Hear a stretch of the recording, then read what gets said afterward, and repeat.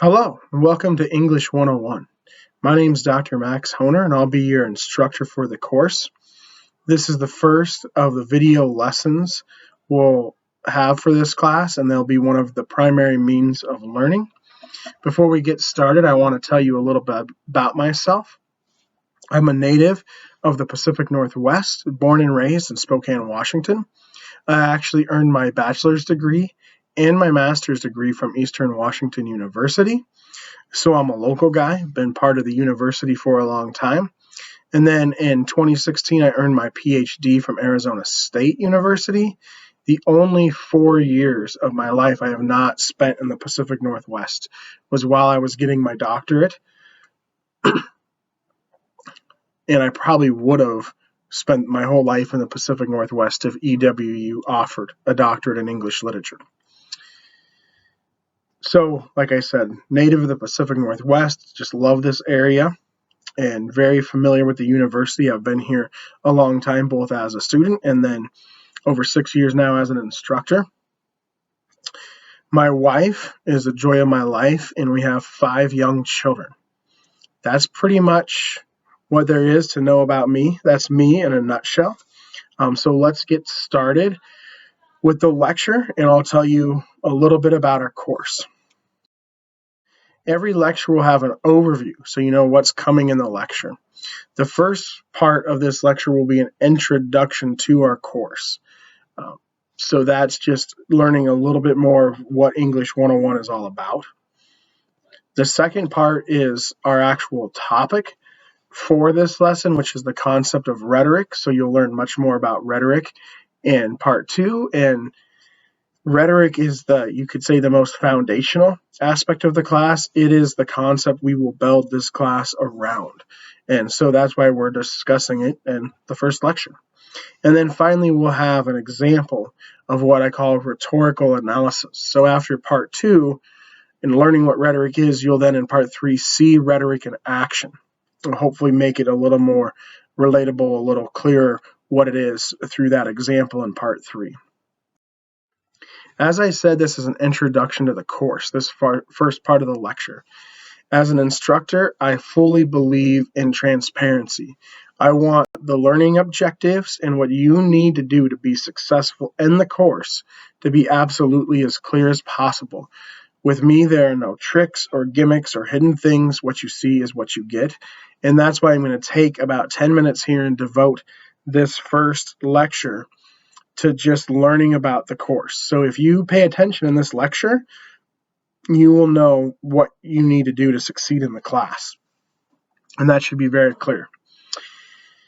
The first slide will address online learning in general, because online learning is a different beast from learning in the classroom, and it has its own things that you need to learn to be successful. And so you can take what you learn in this next slide and apply it to almost any online learning class. But then after that next slide, we'll move to the more specific, what you need to know for this class. So here are these tips I just mentioned, strategies for success with online learning in general, not just in this class. Manage your time well. One of the things that's really helpful about online classes and why many people like to take them is that they're much more flexible. So if you work a full-time job, or maybe you're like me and you had a family while you were in school, you can choose when to do the work. We have deadlines. We usually have 1 or 2 assignments due per week, but that's much more flexible than coming to campus several days a week. So you can really choose when you do your work, and maybe that's the evening or the morning or the weekend, depending on what your schedule is like. And that's a big advantage. But there's always pros and cons. And so with that, you have to take on a greater degree of accountability, self-accountability, than if you were in a class that were maybe meeting on campus a few days a week and you got more face-to-face reminders more frequently throughout the week. So you have to make sure you can do the work whenever you want, but you have to make sure that you actually do the work and that you set aside enough time for it. So my class has a really similar workload from week to week. Other online classes may not be that way. but mine, you can pretty much anticipate it being relatively close. Not exactly, but approximately the same amount each week. So I would leave a lot of time aside the first week and see how long that takes you. And then in subsequent weeks, you can set aside a comparable amount of time.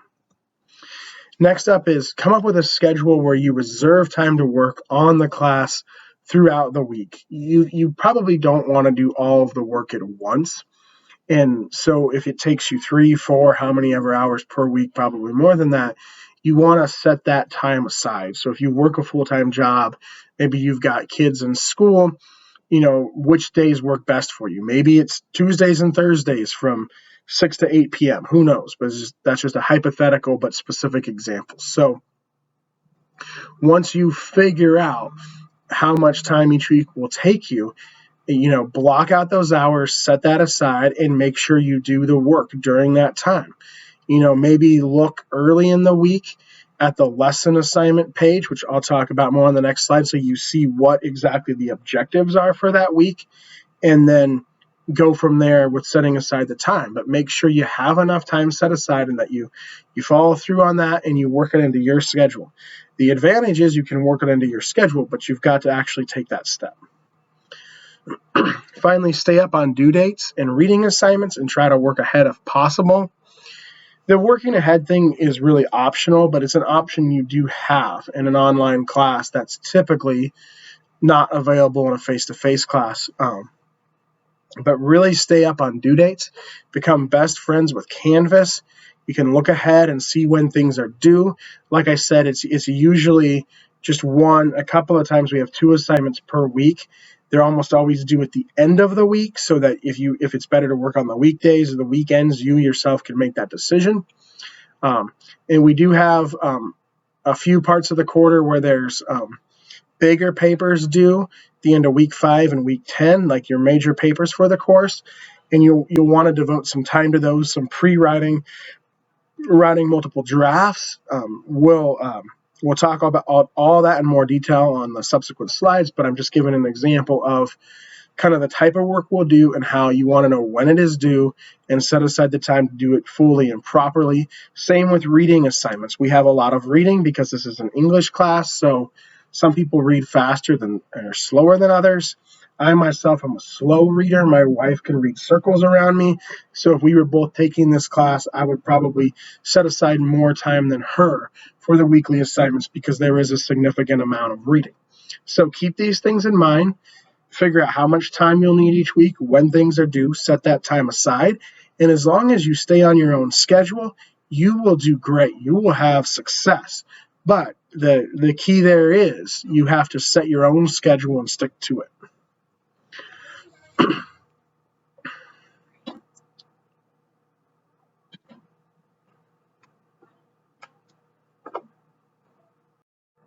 As I said, those strategies are very general and could, for the most part, apply in any online class. So let's talk specifically some strategies for our class. Like I said, there's a lot of reading, and in lesson 2, we'll be devoted to what I call critical reading and discuss basically this bullet point in more detail, but read carefully, reread passages that are confusing, and take notes as you read. So critical reading is just paying a little more attention, putting in a little more effort to reading things for this class and other things that are more demanding than how you might read, say, Facebook posts, or if you're like me, the news or the news in the NFL app, the NFL news cycle, just as an example. So there might be parts of the reading that are confusing. Don't just move on, reread those. And then taking notes in the margins, which you can print the reading out or you can take notes digitally, but writing something down helps you remember it, helps you put it into your own words to understand it better. You can take a similar approach with the lectures. Again, it would be easy to just put on a lecture and watch it like a TV show, like Netflix. But again, you're trying to learn. So maybe pause the lecture. I'll point out some points sometimes, or often I'll point out points in the lecture where it would be good to pause here and reflect on this some. Of course, take notes. And if I pose questions, you could actually pause and try to answer those questions yourself. I won't do that a ton, but I do that some in an effort to try to simulate as much as I can the learning environment of a real live face-to-face classroom. So I mean for the lectures to be more engaging and more really interactive than they would initially seem. So don't just be a passive observer, engage. Pause when you don't understand things, rewatch parts if you need to, jot down notes.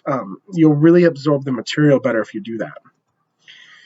And finally, the reason why I recommend these strategies for both watching the lectures and reading the assigned readings is research. A lot of studies have been done, and they show that writing something down is much more helpful to remembering it than reading, hearing, or even seeing it. So we all learn different ways. We have different learning styles, but studies show that regardless of your learning style, writing something down while you're reading it, while you're hearing, or while you're seeing it will help you retain it better than if you don't write it down while doing any of those three things. And when you're dealing with some of the complex ideas, like for instance rhetoric, that you'll encounter in this class, it can be very helpful to write some notes in your own words, because if you rewrite someone else's idea in your own words, that shows a really clear understanding of it. And then if you're writing it down, you'll remember that. So these are just some tips to retain the material. And while they are specific to this class, since this is an English class, any class that has complex reading, which is really a good majority of classes in college, these tips would work there too. Now we're going to get really, really specific on these last couple of slides of what exactly I'm asking you to do each week. So most weeks, except when we have final drafts of papers due, we will have a weekly lesson, much like this one. And in that weekly lesson, there'll be several steps I'm asking you to do. So I'm going to go through those steps here. The first is to do the reading. You do the reading first. Second is you watch the lecture. You might be thinking about the reverse order here. You might be thinking, well, I probably need to watch the lecture first because he might be explaining the reading in the lecture.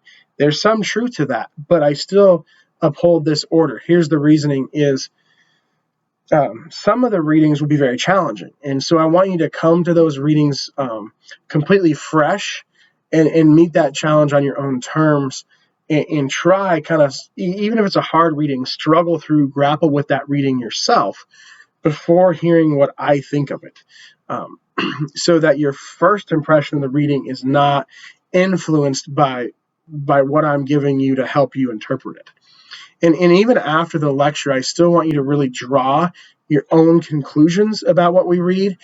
This is a class where I value your opinion nearly as much as mine, and I'll make that clear multiple times. I'll emphasize that multiple times throughout the quarter.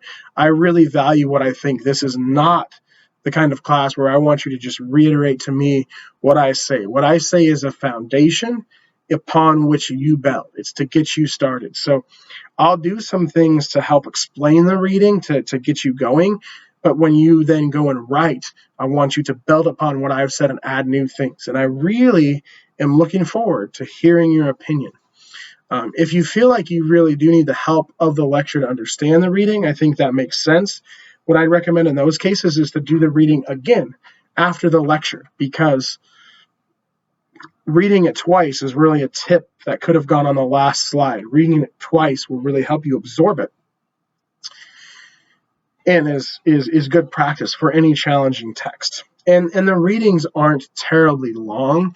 I'm not asking you to read novels or anything. Many of them are short articles, so it is actually, even with a busy work or home life schedule, or both, you could really probably do the reading twice, many weeks. Finally, answer the discussion board question and respond to a classmate. So kind of back to just logistically the mechanics of the class.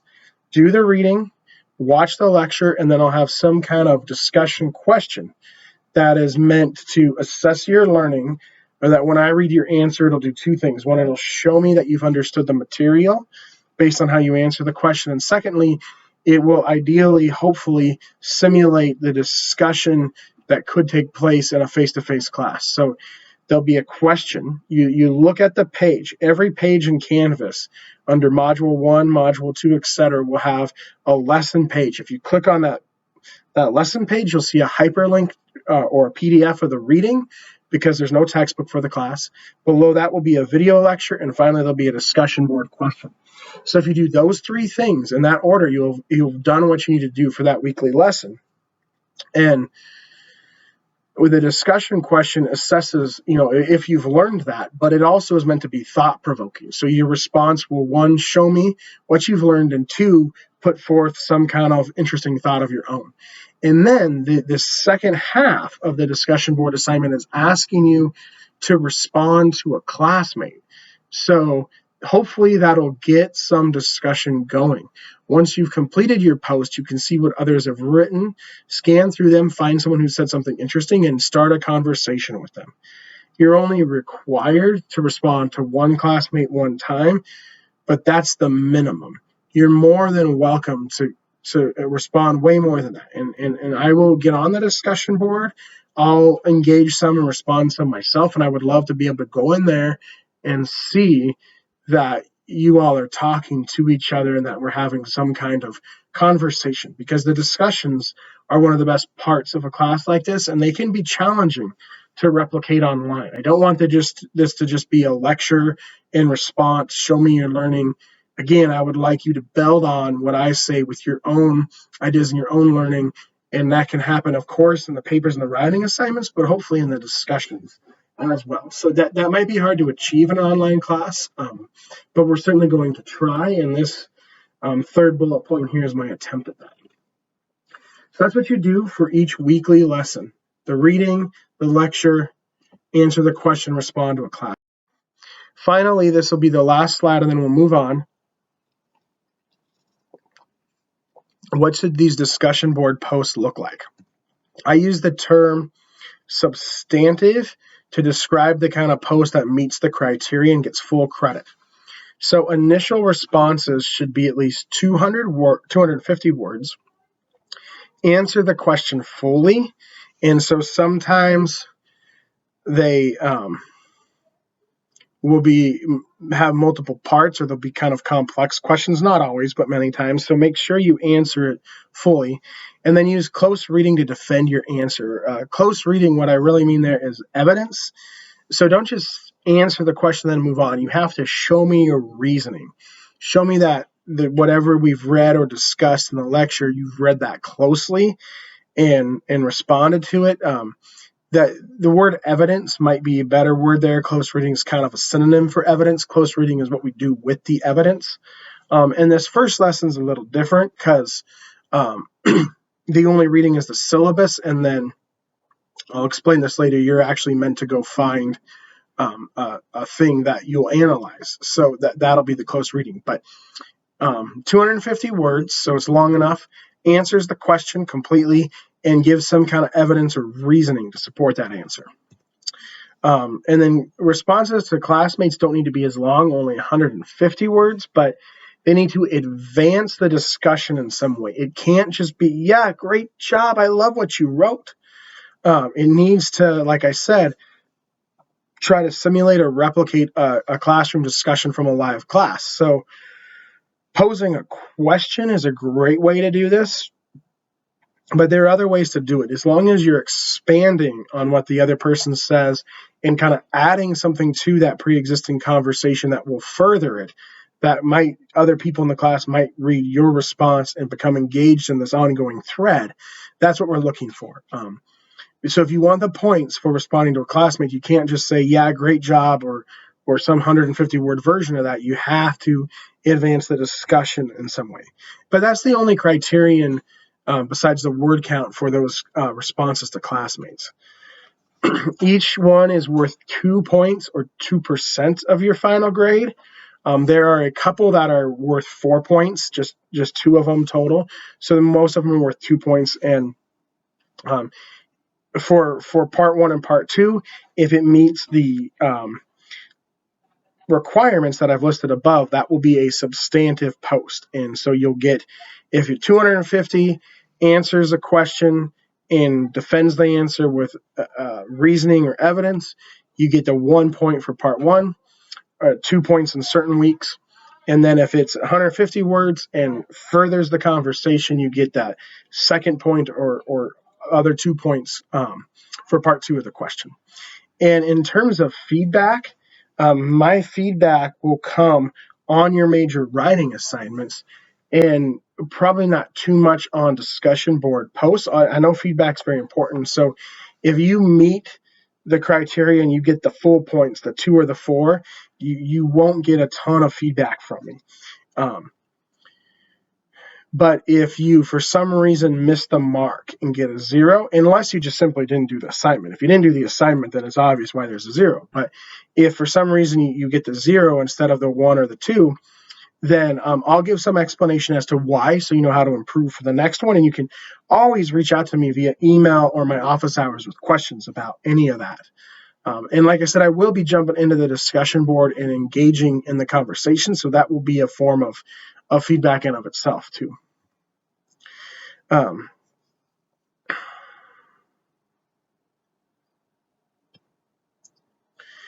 obviously, if you don't do the assignment, or if it's late, you would get 0. I do occasionally accept late work. It depends on the circumstances. The syllabus explains this. So if you ever need to turn in something late, you just reach out to me and explain the reason why, and then I'll respond back and we'll work something out.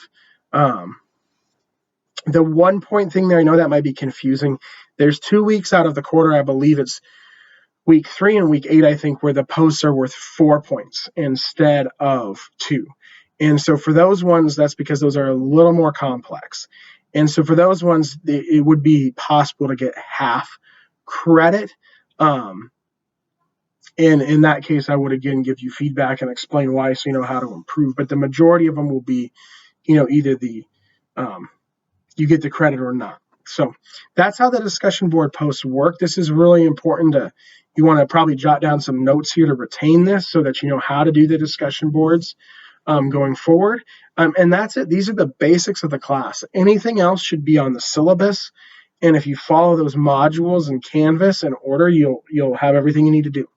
So please reach out to me with any questions about the class. I'm really looking forward to working with you this quarter. But now that we've gone over the basics of the class, let's turn and look at some actual content. So in part 2 here, we're going to talk about rhetoric.